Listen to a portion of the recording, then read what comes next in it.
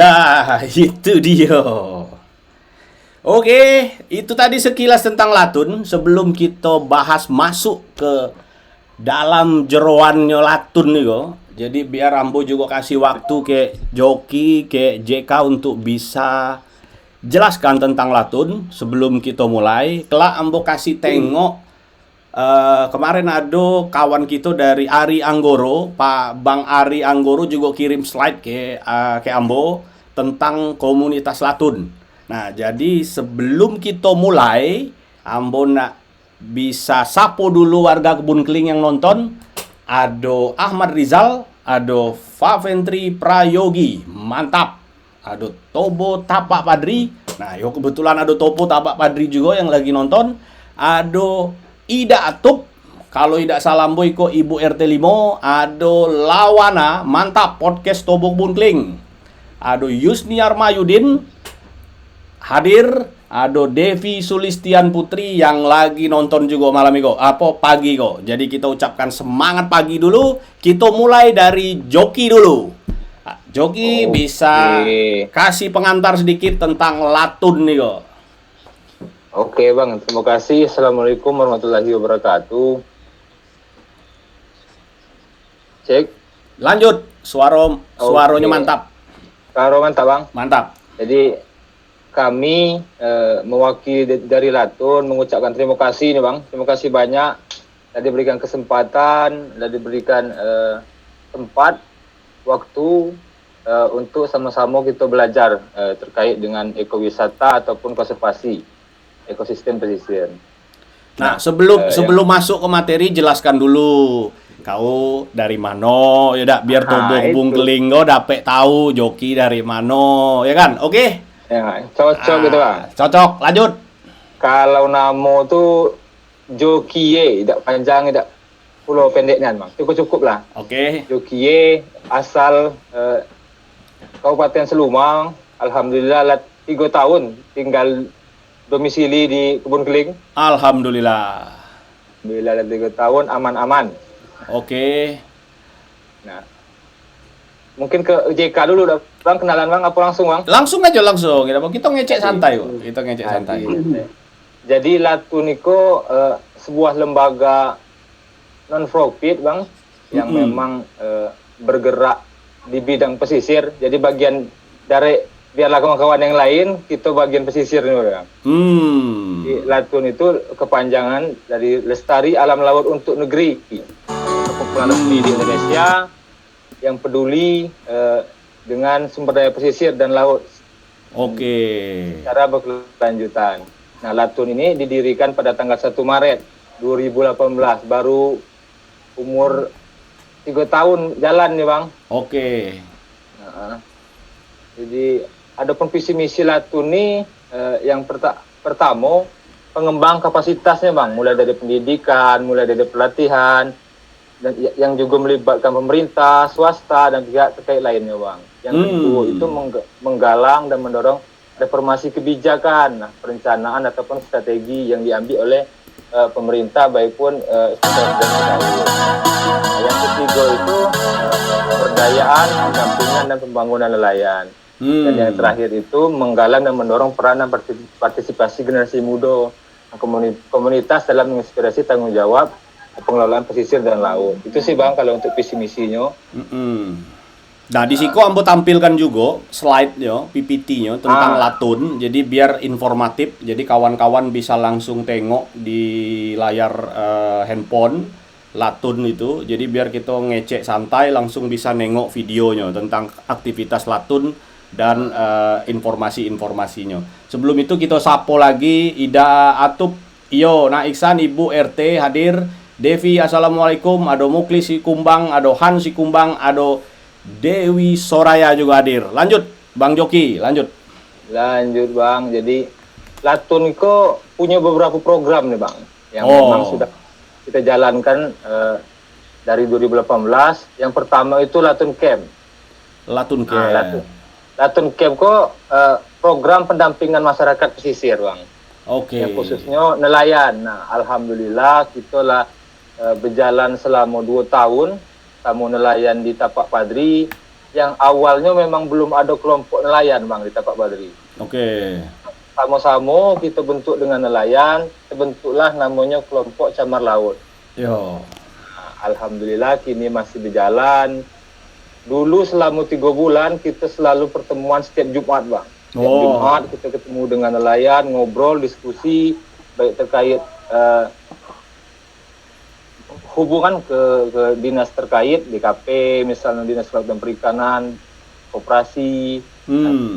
Di sinilah kita pacak membantu nelayan ini dengan membantu support, misalnya pengajuan proposal bantuan jaring, bantuan apa. Nah, alhamdulillah lah pernah kita coba ajukan, cuman mudah-mudahan ada cairnya lah, ada titik terangnya di terakhir. Oke. Nah, kemudian kita selalu buat acara setiap Jumat, dan juga ada pembagian sedikit dari kawan-kawan Latun untuk nelayan yang untuk jaring nih bang. Oke. Kemudian yang kedua itu programnya Latun Marine Conservation and Education Program. Nah, ini yang menarik nih yang nak ambo bahas kelak nih. Lanjut. Iko kalau kita singkat MCEP. Yo, lanjut. Iko yang nak ambo tanya banyak lah. Oke, lanjut. Kemudian kita fokus di 3 nih bang kalau di MCEP nih bang. Ada sitar terilis, ada mangrove, ada juga terumbu karang. Nah, sitar terilis inilah memang lama kita jalankan, kita fokuskan di Tapak Padri di Kota Bengkulu. alhamdulillah telur kita yang pernah kita tetaskan itu kurang lebih 3.000-an Bang dari data kita yang ada. 3.000 telur yang yang ditetaskan. Yang kita tetaskan. Nah, kemudian ada juga rescue dari nelayan yang tidak sengaja tertangkap Bang. Kalau laut itu kan tidak sengaja tertangkap jaring. Yang memang kira-kira perlu perawatan, kita relokasi ke Tapak Padri, kita masukkan di kolam kita ini, lah kita buat keramba, lah kita buat tempat untuk dia beradaptasi. Kemudian kalau dia lah sehat lagi, tritip ataupun karang yang nempel di belakang itu kan banyak Bang. Jadi kita bersihkan, setelah itu kita lepas lagi. Nah, yang kedua rehabilitasi mangrove.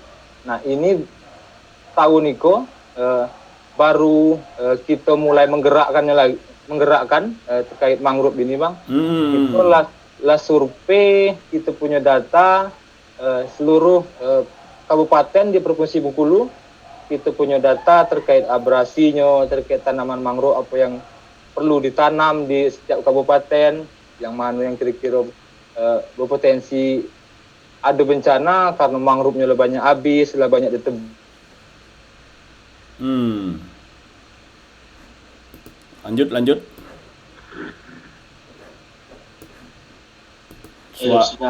Sinyalnya agak hilang. Kita mungkin ada telepon kali, WhatsApp atau telepon dari Joki. Lanjut Jok. Lanjut, oke.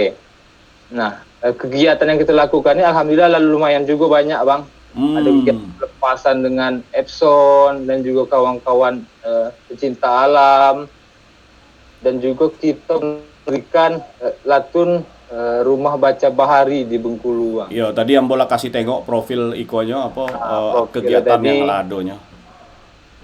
Oke. Di rumah baca bahari, namun ini tahun ini insya Allah selesai bulan ini ataupun bulan depan Bang, ini tidak kita aktifkan lagi Bang, terkait dengan rumah baca bahari di Bengkulu. Ya karena kita PPKM juga dah, jadi memang. Nah, karena kita PPKM dan juga kadang banyak lah main HP, kadang anak-anak nih kan Pak. Ya makanya kita bikin podcast kok, biar nyampai pesannya walaupun kita di rumah aja ya dah. Cocok gitu Bang. Nah, yang ketiga itu namanya program Latun Map. Program Latun Map yang mana program ini memetakan wilayah pesisir dan laut provinsi di Bengkulu. Dan juga kita bisa buat peta wilayah pesisir dan laut yang bisa penataan ruang kawasan pesisir di ujung-ujungnya kelak tidak tumpang tindih antara kepentingan pemanfaatan yang saling berkonflik Bang. Nah, itu di Latun Map ada beberapa kegiatan. Yang pertama itu pemetaan partisipatif, yang kedua itu pemetaan kampung pesisir dan mitigasi bencana, yang ketiga itu pemetaan potensi fisikal laut, yang terakhir itu pemetaan karakteristik area peneluran penyu di Provinsi Bengkulu Bang. Jadi keterlibatan Latun ini kok bukan kayak konservasi aja, sampai ke mitigasi bencana, dak? Sampai ke mitigasi bencana, Bang.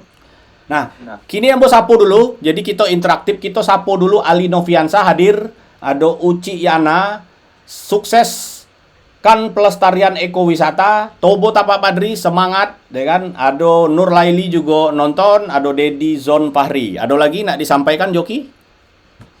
Ada dikit lagi nih, Bang. Oke, lanjut. Oke. Nah, ngapa kita buat program Latun Map itu karena kita nih berada di Samudra Hindia, Bang, yang memang benar. Ombaknya besar nian kalau buat kita ya cek tuh kan. Benar. Perlu kita ada namanya mitigasi bencana. Benar. Juga di slide ada kita tampak pemetaan menggunakan drone. Ambola tengok. Pak Padri. Itu kemudian dan juga kita bisa juga dari Latun Map itu bisa buat juga untuk mitigasi bencana, misalnya baik tsunami, banjir rob, itu bisa kawan-kawan untuk mendesainnya, Bang. Nah, yang selanjutnya Latun Monitor. Nah, ini Latun Monitor ini program pendataan komunitas kelautan dan perikanan di Indonesia, Bang. Ya, ya, ya, ya, ya. Latun Monitor. Dan juga kita sudah 1 tahun nih, Bang. Selain konservasi, kita juga pendataan hiu pari nih, Bang, di Provinsi Bengkulu. Pendataan hiu pari, kan hiu pari ini juga perlu dilindungi. Lah banyak yang masuk terancam punah nih, Bang. Jadi kita data ternyata di Bengkulu kok punya potensi hiu pari yang tidak kalah jauh juga dari tempat-tempat lain. Telah pernah datangkan juga dari kawan-kawan FRCI, dari kawan-kawan NGO nasional, telah pernah sama-sama. Nah, selanjutnya program Latun Siaga. Nah, Latun Siaga itu kebetulan Bung JK nih koordinator nih, Bang. Pas banget, oh, pas. JK nih koordinatornya yang memang untuk menghadapi kesiapsiagaan bencana, Bang. Walaupun belum maksimal, tapi kita coba sama-sama untuk belajar terkait itu, Bang. Latun Siaga, Bang. Ya. Dan selanjutnya Latun Movie. Oh, tadi juga ada mau tengok di ujung Latun Movie. Itu tentang apa tuh? Latun Movie itu dokumenter sebenarnya, Bang. Lebih fokus ke dokumenter. Oh, oke. Tapi jujur ya, dokumenter film untuk konservasi itu yang sangat menjual loh gini. Ambo Kece itu sangat menjual. Jadi mungkin anak-anak Bungkling juga bisa belajar tentang dokumenter video, apalagi tentang konservasi alam. Dan Ambo bisa kece CSR-nya untuk konservasi alam, dokumenter, video, dan aktivitas itu banyak nian gini. Dan itu diburu. Dan diburu kayak entah itu pemerintah, lembaga-lembaga asing lain yang memang ingin melakukan supervisor atau mau melakukan pengecekan atau sedang survei atau mendata dan lain-lain. Yaudah, Ambo dapat informasi dari kawan-kawan Ambo di NGO itu seperti itu. Oke, lanjut Jok. Lanjut, kita dulu sama-sama nelayan tuh, Bang, pernah buat namanya program botoy-botoy. Nah, kita ndak buat dokumenternya, cuman karena ada kegiatan lain tim kita, jadi kita pending terkait botoy-botoy itu, Bang. Nah, kelak kita lanjutkan lagi terkait botoy-botoy itu. Nah, oke, sip. Karena bisa dikatakan jarang gini dah, Bang. Yo, kini PPKM kita ngerti, makanya kita tuangkan lewat obrolan produktif. Lewat obrolan. Yo, siapa tahu Iko bisa menjadi inspirasi, bisa kita catat nanti ke depannya Latun bisa berkembang, yaudah. Nah, itu baik, Bang. Kalau yang programnya yang bisa sampaikan. Nah, kebetulan Joki ku ketuanya kebetulan, enggak? Tidak. Yang ketuanya siapa jadinya? Kalau direkturnya Ari Anggoro, Bang. Oh, Bang Ari, mungkin tidak bisa hadir. Bang Ari Anggoro. Minimal Ambo berjumpa dengan kawan-kawan komunitas Iko dan Ambo nak tahu, nak tanyo, tobo kamu orang ko dari mana basicnya sebenarnya? Supaya anak-anak Bungkling ko juga tahu gitu. Nah, kalau secara umum ya, Bang, kami di Latun Iko banyak tamatan dari ilmu kelautan, UNIP, Bang. Oh, Universitas Bengkulu. Universitas Bengkulu, tapi siapapun tidak gabung bisa. Tidak ada kami beda-bedakan, tidak ada kami perlakukan tidak adil, kita sama-sama belajar, Bang. Jadi kalau namanya komunitas LSM atau komunitas itu bisa masuk dari mana aja, bukan UKM kan? Kalau UKM ya mahasiswa aja, ya dak? Oke. Jadi kamu orang berdua kok juga alumni UNIP artinya? Alumni UNIP, Bang.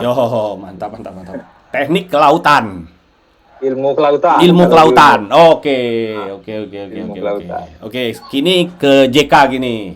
Nah, sebelum masuk ke JK, Ambo Sapo lagi, ada Dedi Zonzari, ada Novi Mariadi, ada Adek Juan, ya kan? Ada Bo Sikumbang juga lagi nonton acara kita. Kini kita ke JK. Nah, sebelum Ambo banyak bertanya, kita uraikan dulu satu-satu dak. Nah, kini ke JK. Nah, Ibu Lurah juga nonton kok hari ko. Ada Bu Widya Novianti, gitu. Wave dulu. Halo Bu Lurah, selamat pagi dan semangat pagi. Halo Bu Lura. Oke, lanjut Om Bang JK. Oke, Assalamualaikum warahmatullahi wabarakatuh. Waalaikumsalam. Pagi, Waalaikumsalam. salam sehat untuk kita semua. Iyalah, salam sehat, salam sehat. Perkenalkan, saya JK Mandiri. Kalau background singkat ini asal dari Mukomuko. Dari tepatnya di Desa Mukomuko. Sungai Ibu, Iya. Kecamatan Selangkaraya, Kabupaten Mukomuko. Kalau background pendidikan, terakhir saya menempuh pendidikan di S1 program studi ilmu kelautan Universitas Bengkulu, Bang. Jadi memang background kita di laut, Bang. Jadi saya juga banyak laut, masuk di mengenyam di pendidikan, juga mengambil bidang laut, karena hobi. Mungkin itu untuk di pendidikan. Kemudian kalau saya di Latun ini, saya diembankan dikasih tugas besar itu 2, Bang. Satu Latun Siaga, yang kedua itu ekowisata. Tapak Padri. Ya dari Latun lah. Terkait Latun Siaga, kami dari Latun Siaga ini lebih banyak berkegiatan terkait siaga di laut. Kalau ada informasi penyu terdampar, penyu mati, penyu tertangkap oleh nelayan, gitu. Kemudian ada kejadian-kejadian di laut, misalnya nelayan tenggelam gitu. Karena kami di Tapak Padri paling dekat dengan nelayan. Dan di Tapak Padri itu adalah salah satu wisata unggulan di Kota Bengkulu ini, Bang. Yang pernah booming, yang pernah dan terus menerus itu. Sampingnya Tapak Padri itu ada yang wisata bagus juga. Yang paling riskan dengan bencana itu ada zakat. Zakat banyak orang mandi, nah itu juga sering terjadi bencana seperti wisatawan tenggelam gitu. Singkat yang Latun Siaga. Kalau yang kedua itu ekowisata. Oke. Ekowisata Tapak Padri ini sekarang sudah mulai merosot. Kalau sebelumnya itu pernah terkenal sampai nasional, mungkin internasional, itu sendal jodoh di Tapak Padri. Nah, kalau kita tarik lagi sejarah lama, itu banyak itu di Tapak Padri. Tapak Padri lagunya ada, itu kan. Tapi sekarang tinggal lagu, aksinya tidak ada. Maka dari itu Latun hadir di sini sebagai ekowisata Tapak Padri. Ada yang menarik, ada yang menarik. Karena kalau kita eksplorasi wisata Tapak Padri cuma sampai di tanah aja, tidak sampai menyentuh baharinya, ambo rasa agak kurang. Ya kan? Benar, Bang. Iya, jadi gaungnya bikin orang bosan juga untuk datang ke Tapak Padri kalau ambo tengok. Makanya ambo juga berpendapat ekowisata bahari itu memang perlu ditingkatkan, diadokan. Karena beda. Bahari itu lah masuk ke wilayah ekosistem laut. Nah, itu kan yang menarik gini. Yang menarik itu adalah ekosistem laut itu seperti apa? Jadi penyu misalnya, terus hewan-hewan atau ikan-ikan yang memang perlu kita lestarikan, terus apalagi edukasi tentang bahari, ekosistem, terus yang lain-lainnya, dan mungkin konservasi terumbu karang, ya kan, mangrove itu juga jadi bahan yang bisa kita tawarkan sebagai ekowisata bahari yang ada di Tapak Padri. Apalagi Tapak Padri kok sudah ada studinya, ambo baca jurnal dari anak Undip tentang kebun keling Tapak Padri, di mana itu adalah spot wisata yang memang bisa kita eksplorasi lebih dalam lagi, bukan hanya di darat aja sebagai pengunjung untuk foto-foto, tapi lebih ke arah lautnya langsung. Ya dak? Benar, Bang. Lanjut Bang JK, lanjut. Nah, balik lagi ke ekowisata bahari tadi. Jadi kami di Latun itu ekowisata baharinya itu yang pertama itu lepas tuki, Bang. Lepas anak penyu. Jadi sebenarnya sih dari mulai wisatanya itu wisata minat khusus kami buat. Yang pertama itu dari penetasan telur. Jadi waktu penetasan telur itu wisatawan bisa request. Jadi kami bisa yang mau lihat penyu itu menetas, kemudian dia naik dari pasir itu ke atas, kemudian dia langsung cari kan. Nah itu juga salah satu wisatanya. Nanti juga kami akan edukasikan, kenalkan, kasih tahu bagaimana perjuangan si penyu ini menetas, kemudian berjalan. Nah kemudian Baharinyo kami juga menawarkan itu wisata Pulau Tikus yang bertanggung jawab, Bang. Oke. Jadi, wisata ke Pulau Tikus juga itu kami berniat itu Tapak Parri adalah sebagai gerbang wisata Bengkulu dan gerbang wisata ke Pulau Tikus. Karena di Tapak Parri lengkap, ada sejarah, ada bahari, juga ada ikon Bengkulu di situ. Benteng Marlboro ya. Dan ada Pulau Tikus. Nah kalau di Pulau Tikus kita menawarkan itu wisata snorkeling, diving, fishing, dan camping, Bang. Kalau snorkeling kita lebih mengenalkan ke wisatawan itu seperti mengenalkan terumbu karang, yang terumbu karang manfaatnya sangat luar biasa itu kan, untuk tempat bertelur ikan sampai ke oksigen, cuaca itu terumbu karang sangat berpengaruh sekali. Kemudian diving atau menyelam di bawah air, kebetulan saya sendiri ketua klub selam Rafflesia Bengkulu Diving Center, Bang. Oke. Ini 2 jabatan sebenarnya. Oke. Di latun juga, di selam juga. Nah, kalau diving kita lebih mengenalkan bagaimana diving yang sehat, kemudian mengenalkan edukasi nanti ikan. Kita bisa lihat ikan langsung di laut, demo di laut gitu kan, dan lain-lain banyak lagi, Bang. Oke. Nah, kemudian untuk Pulau Tikus lagi, di Pulau Tikus itu juga ada baru-baru ditemukan sejarah, Bang. Jadi seperti jangkar gitu kan. Kemudian ditemukan kendi di bawah air.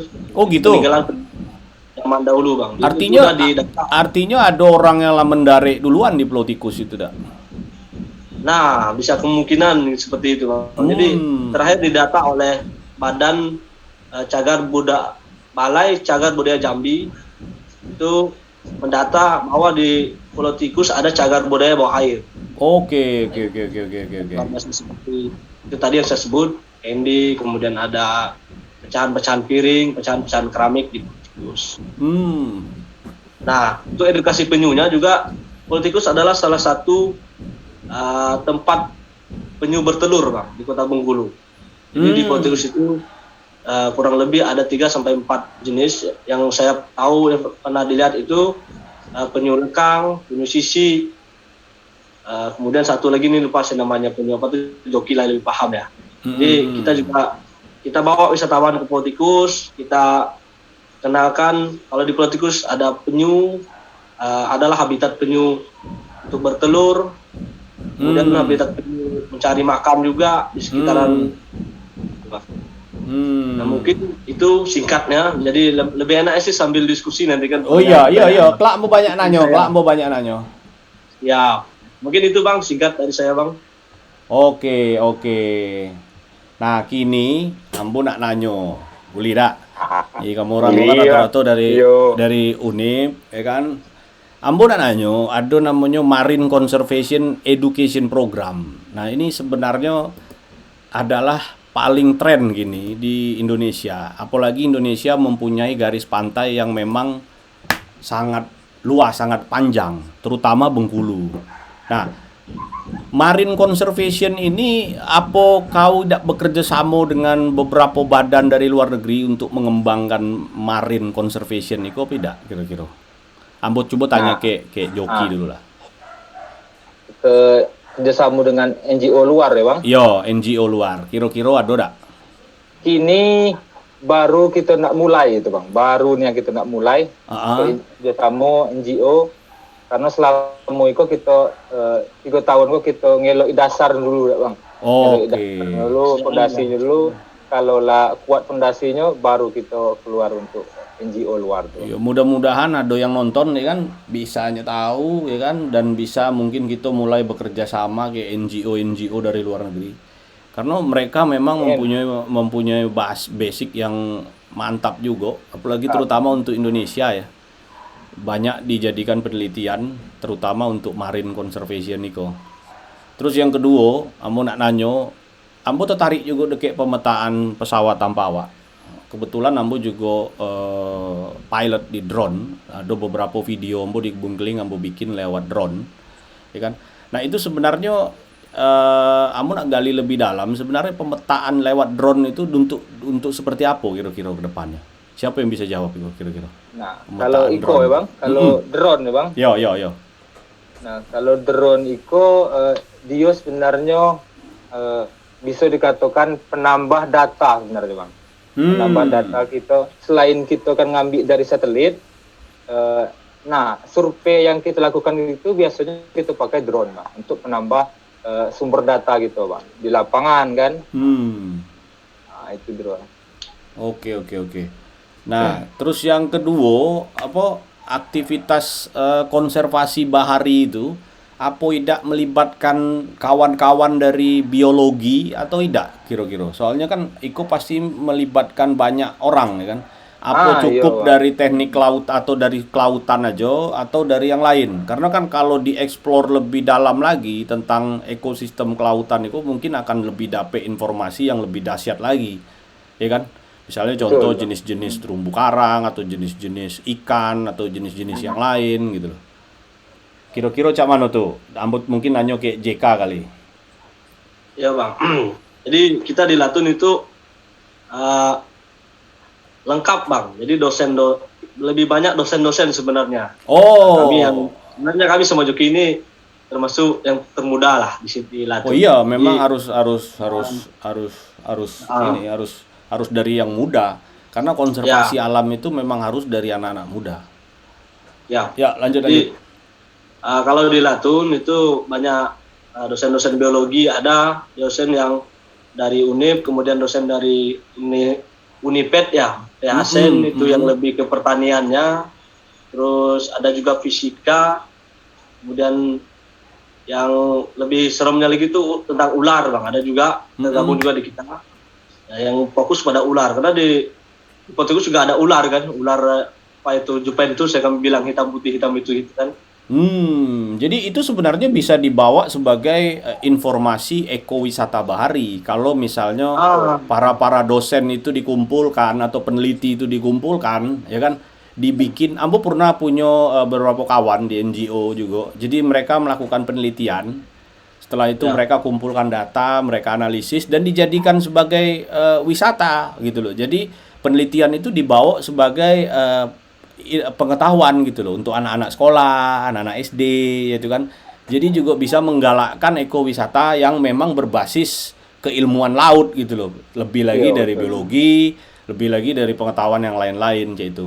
Nah, mungkin Ambon anyo kayak Iko kok kayak Yoki. Kira-kira kalau Ambon tengok apakah sebatas penyu aja atau hiu aja atau ada konser atau terumbu karang aja atau ada eksplorasi lain yang nak digali kayak Latun gue di pantai Bengkulu kira-kira. Kalau Ambo tengok Ambo nak lebih menyoroti masalah limbah. Nah, di situ juga Ambo tengok beberapa kali ada limbah-limbah dari mungkin dari pembangkit listrik atau limbah-limbah dari solar, limbah-limbah dari mesin-mesin kapal atau limbah yang lain-lain yang memang masuk ke area pesisir atau area pantai. Kira-kira dari Joki, apa ada ke arah situ dak untuk komunitas Latun untuk menengok hal-hal kayak gitu? Sebelum jawab, Ambo nak sapu dulu. Ada Ayub Sugara, izin nyimak dulu, pemuda yang kreatif, cerdas bertalenta, ya kan? Semangat teman-teman dari Adik Juan, Tresmil Trilinia, ada Dini Amanda Sari, watching, Dang Ari Gasken, Dang Frankie, watching, Dang Frankie, assalamualaikum, nyimak malah bro. Oke, lanjutin Bang Joki. Masalah limbah dan lain-lain dan apa? Tadi Ambo nanyo masalah yang lain selain penyu, hiu dan lain-lain. Nah, terkait limbah itu Bang, menjadi PR kita sama-sama itu Bang, terkait limbah itu karena ini akan berpengaruh lah di tahun-tahun selanjutnya. Salah satu contohnya waktu penyu banyak mati Bang. Waktu penyu banyak mati, ada yang mengatakan itu karena limbahnya salah satu perusahaan. Terus kita tidak baca nak berbuat apa-apa Bang, karena yang pertama kita alat tidak ada. Alat tidak ada. Nah itu akan jadi program gitu juga nantinya bang terkait limbah. Nah, dan juga nyambung ke wisata yang abang sampaikan tadi bang, penelitian juga itu program lah kita susun, lah pernah kita sampaikan juga dengan yang Asita, yang juga Asidewi, itu punya kita lah kerjasama di bawah naungan koperasi terkait dengan ekowisata Tapak Padri. Jadi kalau kita judulkan tuh namanya bang Edu Ekowisata Tapak Padri, khusus di Tapak Padri. Nah, di situ kita selain kita dapat berwisata, kita juga ada edukasinya bang terkait yang ada di MCEP tadi. Nah, itu jadi edukasinya. Oke. Edukasinya dia dapat ekowisatanya, dia dapat juga konservasinya. Jadi Dapat memang juga itu edukasi, ilmunya. itu yang memang harus diangke sebenarnya. Jadi kalau wisata aja nyo tidak diedukasi, nyo merusak, ya Edukasi merusak. nyo merusak. Yang ada nyo merusak. Kalau tidak ada edunya, itu nyo akan merusak. Karena alam itu kalau wisata aja tujuannya, deknyo prinsip edukasinya itu bahaya. Keseimbangan alam tidak terjaga, akhirnya merusak kan. Nah itu benar. Nah ini bang, lagi proses pembangunan gitu bang. Rumah edukasi, konservasi, penyu dan ekowisata bang di Tapak Padri. Di Tapak Padri. Kalau untuk penanaman kayak terumbu karang, kayak itu pelestarian, misalnya kan terumbu karang itu biasanya ada yang ditaruh di mana di apa di semen gitu kan, nanti dilepas ditanam lagi. Kira-kira ada area-area yang dituju dari sekitar pantai Tapak Padri itu Bung JK yang lebih kelak mungkin JK yang jawab. Kelak JK mungkin yang jawab. Oke, ke Joki dulu. Lanjut. Kalau enggak tuh ke JK gini yang jawab. Nah, macam mana tuh Bang JK? JK itu Bang. Yo. Lebih bagian dia soalnya. Oke. Jadi, terkait terumbu karang itu kita sudah mulai dari 2000 kalau enggak salah 14 Bang. Kita buat namanya transplantasi terumbu karang. Transplantasi terumbu karang ini sama seperti kita mencangkok. Jadi kita mencangkok terumbu karang yang ada, kita buat media tanamnya dari semen, kemudian kita taruh di atas rak. Sudah kita lakukan di Pulau Tikus. Itu kalau di Tapak Padri belum tidak bisa Bang, karena arus sangat kuat. Jadi untuk terumbu karang itu kita lakukan di Pulau Tikus dan di Pulau Enggano sebenarnya sudah kita lakukan. Karena di Pulau Tikus itu terumbu karangnya sangat banyak patahnya ini bisa karena diinjak, karena alami juga, jadi untuk pemulihannya itu salah satu metodenya adalah transplantasi terumbu karang. Nah, selain transplantasi, kita juga melakukan itu ada namanya fish apartemen, Bang. Jadi rumah ikan. Nah, dari rumah ikan itu kita buat juga dari beton, kemudian bisa dari motor bekas, itu mobil-mobil bekas, juga kita buat dari ban. Itu sudah kita lakukan dari 2014, tapi pernah hasilnya sangat bagus sekali, tetapi sudah hidup, terumbu karangnya sudah besar gitu kan. Nah, setelah setahun kemudian kami cek lagi, terbalik kalau prediksi kami itu bisa jadi karena terkait sama jangkar nelayan. Kami tidak nyerah di situ, kami tetap lakukan. Kalau ada wisatawan bisa kami kenalkan, kami kasih informasi kalau ini adalah metode untuk penyelamatan terumbu karang di Pulau Tikus ini. Itu kayaknya menarik gitu kalau kita bikin podcast tentang transplantasi terumbu karang itu. Mungkin banyak juga kali kawan-kawan wisatawan yang berminat ya tentang transplantasi terumbu karang. Sangat mantap itu, Bang. Iya, Ambo juga beberapa kali diajak kawan untuk melepai terumbu karang atau nengok cara kita transplantasi terumbu karang. Karena memang ekosistem laut emang harus ada terumbu karang. Kalau tidak tuh di mana ikan nak tidur, ikan nak berkembang biak gitu kan. Betul. Belum lagi keindahannya juga mantap. Nah, terkait mitigasi bencana. Nah, mitigasi bencana, Ambo tuh punya jurnal dari kawan. Kalau Ambo kasih tengok, Bang. iko kok jurnal yang Ambo punya, iko jurnal dari anak Bengkulu sebenarnya. Iko jurnal iko punya kawan Ambo, nyo kuliah kebetulan di Universitas Gajah Mada. Nah, bisa tertengok tidak kira-kira di layar? Oh, belum. Nah, kona. Belum, Bang. Iko jurnalnya. Jadi nyo yang nyo bahas bukan ke kebun keling.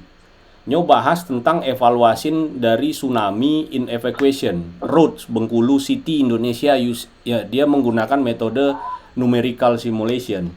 Nah, jurnal ini menarik sebenarnya. Menariknya apa? Ambo tengok dari jurnal itu punya kesimpulan nyo membahas pemetaan juga masalah bencana. Tapi cuma 2 desa aja yang nyo kupas. Ada Malabro kayak Sumur Melele. Dari jurnal itu nyo nengok kepadatan penduduk dan lain-lain, ya kan? Iko orang Bengkulu yang punya, iko kawan Ambo di Bengkulu yang punya jurnal. Sebelum podcastnya nyo bagikan pulau ke Ambo. Jadi Ambo bisa kasih juga ke kawan-kawan di Latun iko. Potensi kebun keling. Nah, potensi kebun keling. Nyo nengok base rute dan lain-lain tentang mitigasi bencana. Karena Latun kan ada program mitigasi bencana. Ya kan? Betul. Di siko ditengokkannya populasi dari 2 area kayak Malabro kayak Sumur Melele itu lah dibahas, lah dihitungnya. Terus daerah evakuasinya. Terus akhirnya kebetulan itu dalam bahasa Inggris dan kebetulan di ujungnya ya, di ujung conclusionnya kalau ada proses evakuasi, ya kan, warga masyarakat itu akan sampai ke tempat evakuasi dalam waktu 20 menit. Dan evakuasi itu akan dilakukan atau tempatnya itu ada di lapangan Merdeka.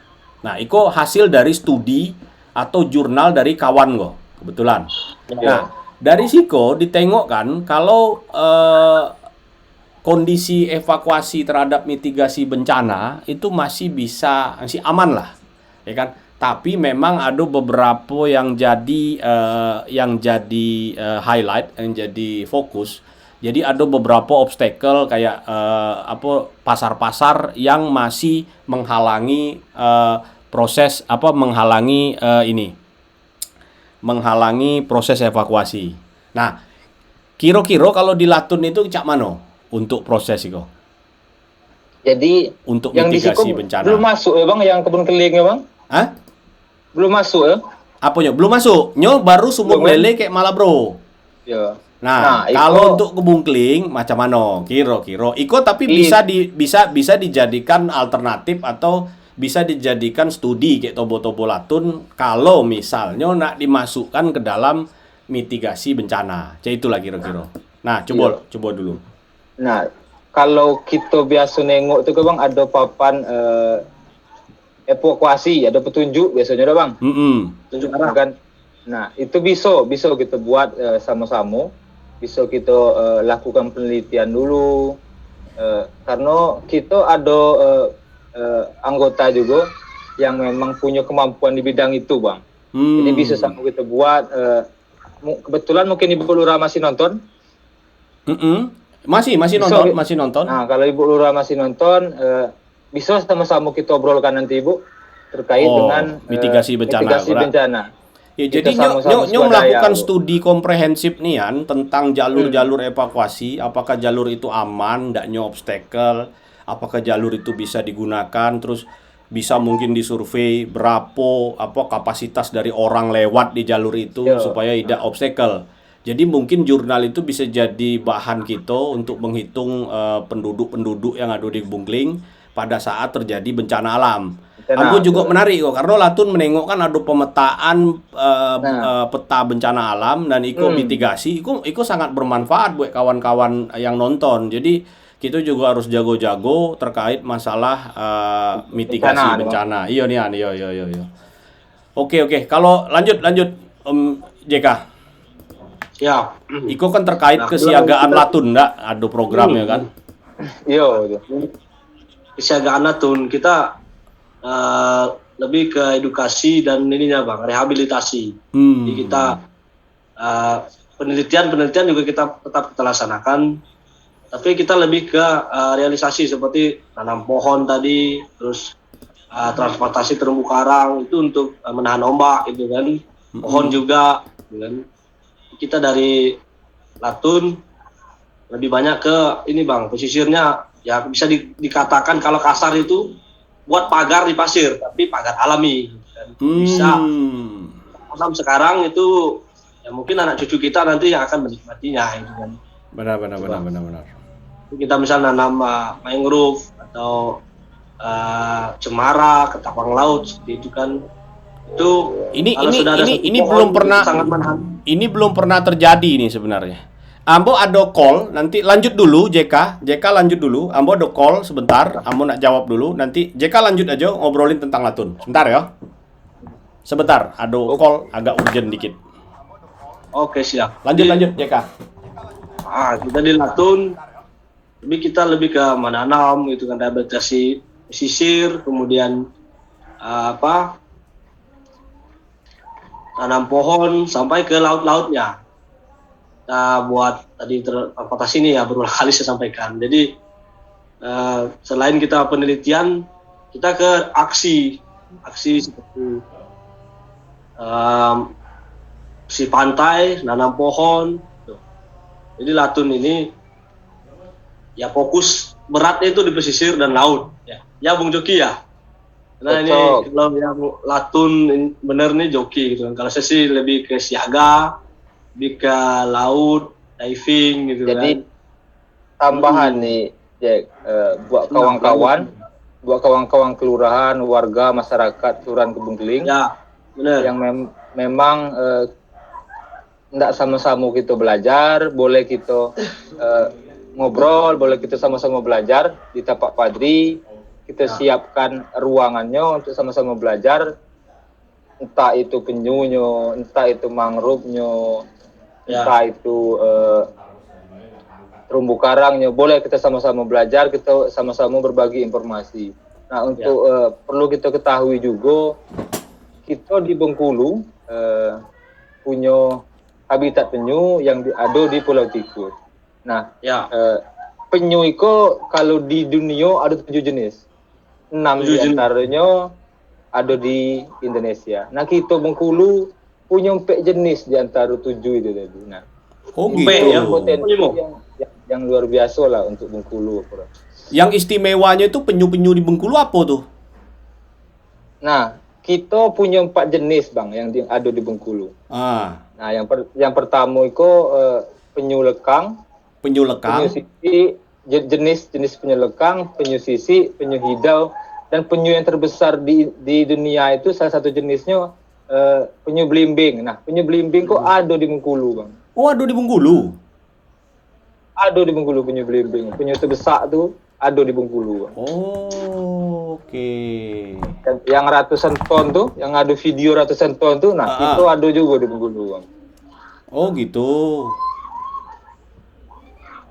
Yo.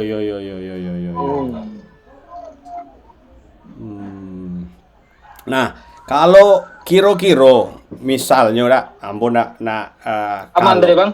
Halo? Aman. Suara robot terdengar kan? Halo. Suara robot terdengar kan? Terdengar Bang, terdengar. Ambo nak bertanya gini yo, masalah konservasi bahari. Kenapa? Putus-putus. Ya, putus Bang, putus. Iya, sorry, iku mungkin ada jaringan yo. Lancar. Ini udah lancar Bang. Iya, iku mungkin jaringan wifi yang di rumah. Sinyal ini. Iya, sinyal iku gangguan, namanya virtual ya, iku lah gangguan deh kadang-kadang, Dak.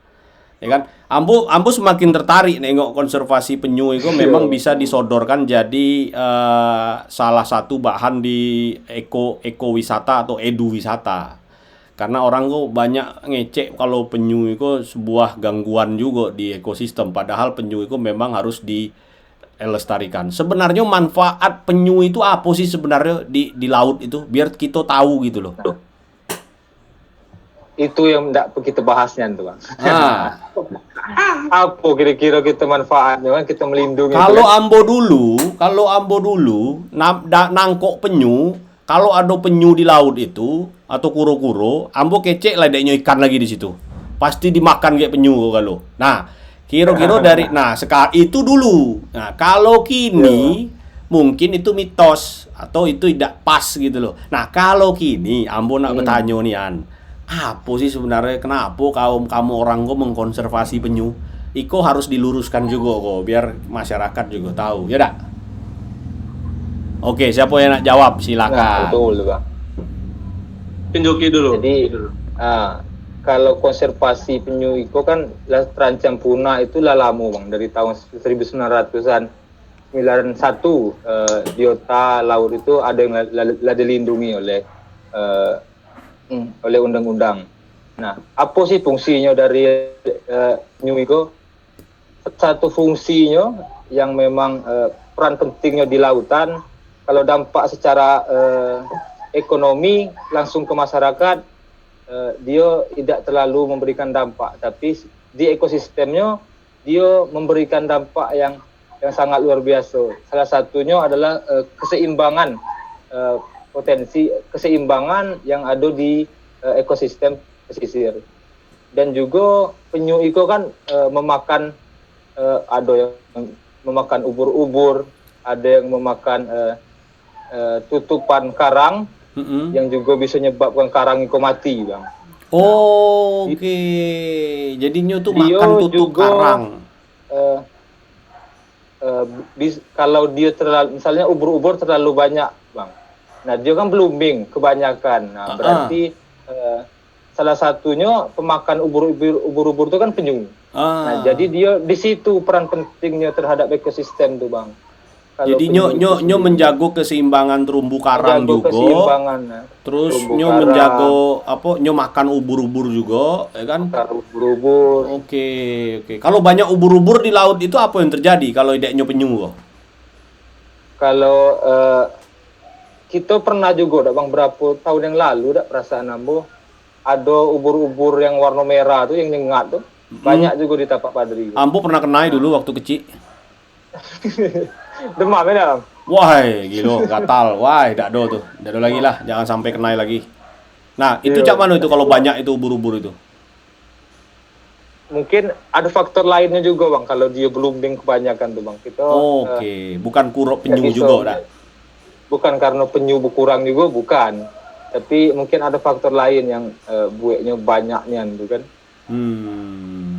Tapi ada tidak kira-kira wisata penyu misalnya nak melepet telur, nak nengoknya bertelur atau macam mana itu ada tidak kira-kira ke depannya nak di kalau mau tengok kan pelepasan telur, pelepasan anak-anak kuru-kuru aja kalau mau tengok gini nak apa ada tentang nah itu tadi yang menarik lagi tuh linknya ke film dokumenter tadi misalnya pemilman penyu yang lagi bertelur, terumbu karang, transportasi karang, ya kan atau apa yang lain-lain lah. Ada enggak kira-kira nak dibawa ke situ? Ada itu, bang, ada itu tadi program Edu Ekowisata Tapak Padri tadi. Yang di MCET itu ada monitoring penyu, bang. Monitoring penyu, jadi kita keliling cari survei telur penyu, yang penyu bertelur di pinggir pantai, kemudian kita relokasi. Nah, di situ kan ada edukasi, ada edukasinya, dan juga kalau kawan-kawan ada yang nak nengok penyu itu bertelur, kami share, bang. Ada kali penyu bertelur, kami share, kemudian dia nak netas, kami share juga di IG kita, Latun, kita share, yang nak pelepasan kita share juga, bang. Oke, Ambo nak kasih tahu IG-nya apa biar Toboko juga bisa tahu IG-nya apa. Latun, bang. Ambo ketik dulu di situ biar nampak. Iko biar nampak namanya IG-nya apa. Iko Ambo ketik ya. Latun. Latun apa IG? Halo? Latun official aja. Latun official. Oke, Latun official. Bisa ditengok di Latun official. Oke, terputus nampaknya Joki. Oke, lanjut. Itu Instagramnya, bang. Ada juga yang akun resmi dari kita, Latun ID, bang. Latun ID. Kalau ini Latun ID. Oke, kita sapo dulu Toboko, ada Supianti Yugia, mantap, ya kan? Julius Jatra anak Bungkling dari Linggau mantau, terus Ibu Lurah do komen kok, insya Allah kita segera koordinasi lagi. Kapan ada waktu silakan ke kantor lurah, apa yang bisa saya bantu, insya Allah selalu siap. Nah, jadi memang terima kasih, kalau Lurah. Ambo sih nengoknya mitigasi bencana itu penting, ya kan? Apalagi ada program di Latun Niko tentang mitigasi bencana. Karena itu diperlukan edukasi ke warga kita, di mana kita ikut tinggal di garis ring of fire, ya. Nah, di mana Fire. itu mengerikan juga buat kita, bukan kita menakut-nakutkan, kita harus waspada. Studi-studi dari nasional Waspada. itu, internasional juga lah terbukti kalau lempeng gitu tuh memang berbahaya dan perlu persiapan kalau kita terjadi bencana. Dari tahun Ya. 2000 kita lah tahu ada gempa gedang di Bengkulu, tahun 79 juga dan tahun-tahun sebelumnya.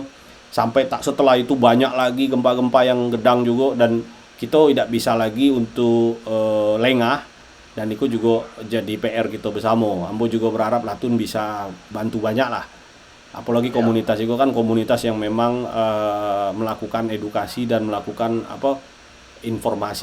melakukan pengolahan data informatif yang lebih mantap lagi supaya kita bisa tahu lah, bisa berbagi informasi. Yo. Ada lagi nak ditambahkan Gojok tentang ekowisatanya, tar yang lain-lainnya? Ambo sapo dulu mandan ambo yang lagi nonton, Joni Rahmadi, ya kan? Oke, lanjut. Iku anak dekek Tapak Padri. Kalau kau ketemu kayak lanang kau bahaya. Joni Rahmadi. Oke, Ayo, lanjut. Kan siapkan kopi itu berarti. Ajak ngopi kalau ketemu. Oke, lanjut. Tambahan Bang, mumpung Ibu Lurah masih nonton. Kemarin waktu malam tadi Ambo nonton juga Bang. Ambo nonton juga walaupun siaran ulangnya tapi Ambo tonton sampai habis 2 jaman. Jadi nengok program dari Ibu Lurah kan zero sampah nih Bang. Oh yo, wah nonton nih zero artinya zero sampah. Iya.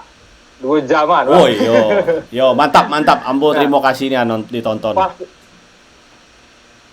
Pas nian maksud Ambo tuh Bang, kita pernah susun juga program namanya Latun Enviro Sociopreneur. Jadi sampah itu memang kalau kata Ibu Devi itu kalau dia dijadikan musuh dia akan cek itulah, tapi kalau dia dijadikan kawan akan kita rawat, akan kita buat menjadi sebuah kreativitas yang bernilai jual.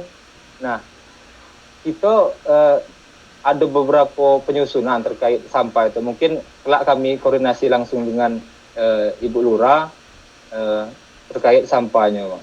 Oke. Jadi Iko akan berlanjut tidak? Iya, sampah kau kan kalau kita tumpuk terus, ya dia ketumpuk terus di tempat pembuangan sampahnya kan, Bang. Nah, kalau ini coba kita rubah sama-sama belajar pemilahannya dari rumah tangga sebenarnya.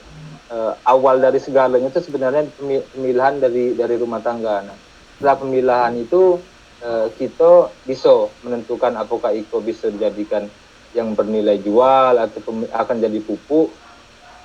Kemudian kita pernah juga Bang melakukan pelatihan Eco Break di Tapak Padri dengan salah satu orang yang memang bagian di Eco Break. Kita juga pernah masukkan juga lah data nama-nama kita kan. Biasanya kita foto, kita data, kita kirim ke yang web Eco Break gitu kan. Nah, kita lah pernah juga. Itu kemarin namun nengok Ibu Lurah juga ada kerjasama kayak mahasiswa UNIP ya yang masih aktif untuk Eco Break di kantor kelurahan. Tombo tengok kemarin nah. Mungkin itu bisa diselaraskan juga kali kayak tobo-tobo Latun juga. Bisa kan? kita menjadi kerjasama lah ada Bang. Bahasanya kan sama-sama terkait sampah kan. Ambo sih berharap memang wisata edukasi atau eco park ini memang harus tetap dikedepankan karena jangan sampai wisatawan ini merusak gitu loh. Wisatawan kalau datang itu cuma berwisata itu bisa merusak, itu berbahaya. Wisatawan itu memang harus dibimbing, harus dikasih edukasinya tentang apa aja atau informasi-informasi yang baik lah. Jadi mereka juga tahu kedepannya juga akan turun ke anak-anaknya kalau ada hal-hal yang memang bisa kita lakukan untuk alam, karena kerusakan alam itu juga tanggung jawab kita bersama, bukan tanggung jawab orang lain ya, bukan tanggung jawab orang itu atau lurah itu atau camat itu atau wali kota itu tidak. Ikut tanggung jawab kita bersama ya, Gile. Kita bersama. Iya. Dari JK apa lagi, Jack? Nah, mungkin saya dikit Bang terkait mitos Abang tadi. Hari ini kita potong mitos Abang tuh. Akan saya jawab, gitu kan. Jadi mitos Abang tadi kalau ada penyu ikan enggak ada. Ah, gitu itu kan. ambo lupa tuh, tidak ada jawabannya tuh. Ambo iyo nih, apa tidak tuh? Nah, kalau itu dengan pengalaman saya Bang, tapi bukan penelitian ini Bang. Nah, kalau ada penyu itu banyak ikan. Oh, justru banyak ikan. Banyak ikan. Karena Oh. penyu ini adalah sangat rantai ininya makanannya sangat berpengaruh sama wisatawan, sama di laut juga. Tadi yang dijelaskan Doki, dia memakan salah satunya itu ubur-ubur. Oke. Jadi nelayan aja kalau banyak ubur-ubur sama air dingin kata nelayan itu, nelayan banyak nggak ke laut Bang, karena ubur-ubur banyak, ikan malah nggak ada.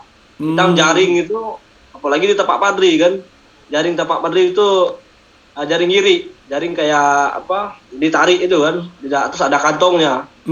Kalau lagi musim ubur-ubur atau ubur-ubur banyak, yang masuk ke dalam jaring itu ubur-ubur loh, kan sebagian gitu kan. Jadi inilah penyu inilah sebagai salah satu untuk mengurangi ubur-ubur, itu untuk menjaga kelestarian di laut itu kan. Nah, selain itu dia juga memakan alga. Alga ini seperti rumput, bukan rumput sih Bang, dia yang nempel-nempel di kayak lumut itu, nempel-nempel di terumbu karang. Jadi dia menutupin terumbu karang dan mengakibatkan karang mati. Nah, itu juga dimakan oleh si penyu. Kalau dari wisatawan, kalau kita lagi nyelam atau bawa tamu, kalau ketemu penyu itu Bang, kita seperti sama kayak kita ketemu hiu gitu kan. Jadi sensasinya agak beda. Ketemu paus itu. Kita akan sangat senang gitu kan, foto dengan penyu gitu kan. Jadi sensasi wisatawannya kita sangat senang sekali kalau ketemu penyu. Nah, Oke. Lebih ini ya, lebih bisa manfaatnya sangat banyak, lebih sekali kalau kita pahami gitu kan terkait penyu.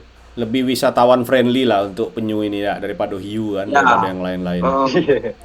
Iya, lebih instagramable kalau kece orang, lebih bisa. Iya, instagramable. Iya, lebih enak difoto lah daripada kita berfoto ke hiu lah digigitnya bahaya belum kan. Mending ke penyu. Iya. Oke lah itu. Jadi yang mungkin kedepannya mungkin bisa aja dari Ibu Lurah Bungkling ya kan, atau kayak Ibu Lurah yang lain yang deket area-area Bungkling bisa kerjasama kayak Tobo Latun, kayak kawan-kawan komunitas Latun. Karena intinya adalah kita tengok visi misinya, karena visi misinya ke arah konservasi, ke arah mitigasi bencana juga ada programnya. Terus memang itu juga bermanfaat ke warga Bungkling ya, kenapa tidak. Nah, kini kalau masuk tahap akhir mungkin ada pesan-pesan atau informasi-informasi apa dari Joki kayak JK yang mau disampaikan untuk Tobo Kogalo yang lagi nonton ya kan, karena itu sampai gaek Tinombo juga nonton hari kok, jadi mungkinnya bisa tengok, bisa dapat informasi yang lebih informatif ya kan, kayak acara podcast kita kali kok atau virtual streaming siaran langsung gitu. Kita mulai dari Joki dulu. Apa pesan-pesan terakhir ya sebelum kita live? Nah, sebelum kita live nih Bang, jadi kalau aku sih Bang, mari kita sama-sama jago ekosistem pesisir, bukan hanya di Kebungkling tapi khususnya di Provinsi Bengkulu. Kita sama-sama jago baik itu daratannya, baik pun itu di pesisirnya, kita sama-sama jago. Terus kami terbuka untuk masyarakat Kebungkling, masyarakat tetangga ataupun sebelahnya lah. Kami buka diri ini Bang, untuk sama-sama kita belajar. Sama-sama kita belajar di sini Bang. Kami siap untuk berbagi informasi, berbagi ilmu. Kami siap kalau itu Bang. Dan juga kami di Tapak Padri ini mungkin kami pernah dengar juga Bang, ada yang terdiri dari kami di Tapak Padri terdiri dari 13 komunitas gini Bang, alhamdulillah. Dan yang bergabung di bawah naungan koperasi, ada pecinta alam, ada tim ayo, ada surfing, ada segala macam. Kita lah 13 komunitas. Jadi kita punya paket masing-masing, punya paket setiap komunitas, paket wisata. Perlu juga kita promosikan untuk meramikan Tapak Padri kok lah, Bang. Niat kami cuma untuk meramikan Tapak Padri, tidak ada niat lain, tidak ada niat buruk, sama-sama kita memajukan Tapak Padri. Ambo setuju. Potensi Tapak Padri itu luar biasa. Pacak nengok sunset, pacak nengok sunrise. Aku ada foto sunrise juga kan, tertengok tadi kan. Wah, ya memang mantap Tapak Padri. Tempat mandi yang mungkin paling aman itu, Bang, yang tidak ada karangnya, Tapak Padri. Oke. Tapak Padri. Potensinya luar biasa kalau untuk ekowisata pesisir ini, Bang. Itu memang tambahan dari aku, Bang. Kalau dari JK apa kok? Ya, saya 2 hal, Bang. Yang pertama ini mengajak ini yang satu, Bu Lurah, kami dari komunitas selam Bengkulu mengajak Bu Lurah menyelam. Woi, Bu Lurah diajak nyelam.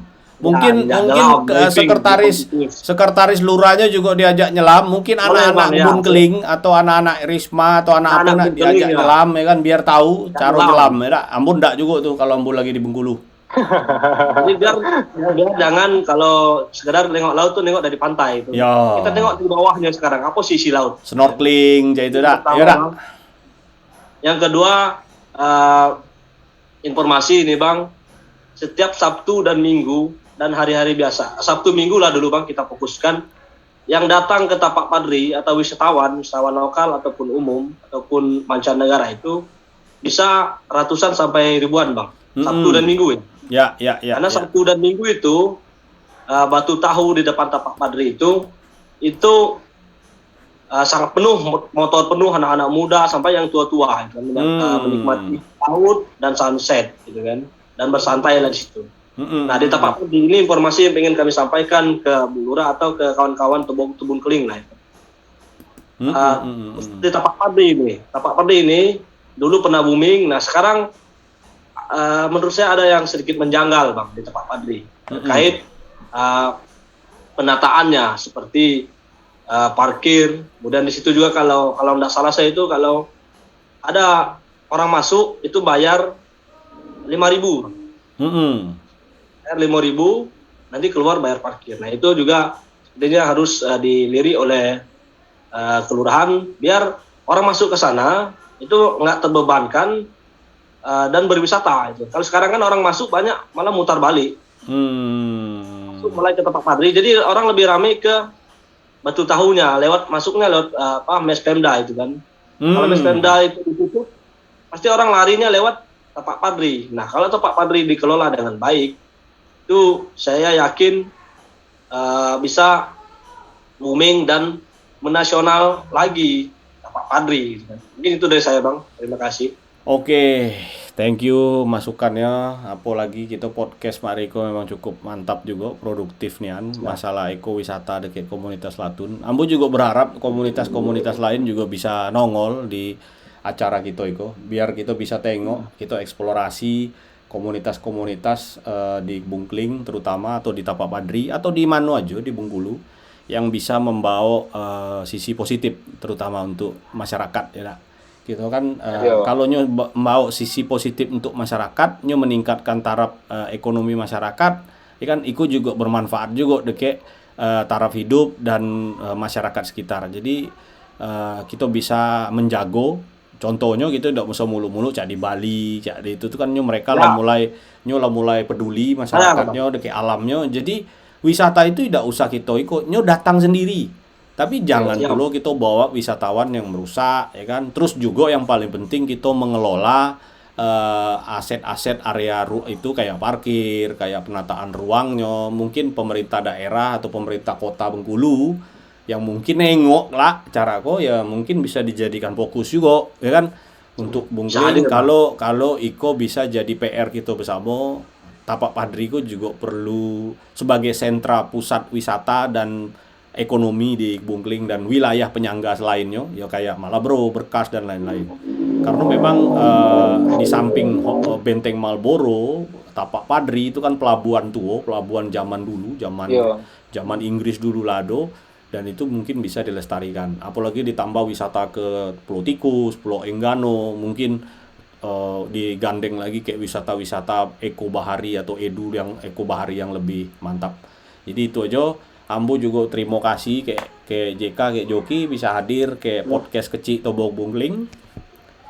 Jadi Iko podcast memang diinisiasi kayak Tobok Bungling, adminnya juga ngasih tahu mungkin Iko jadi kegiatan yang positif di masa PPKM. Mantap.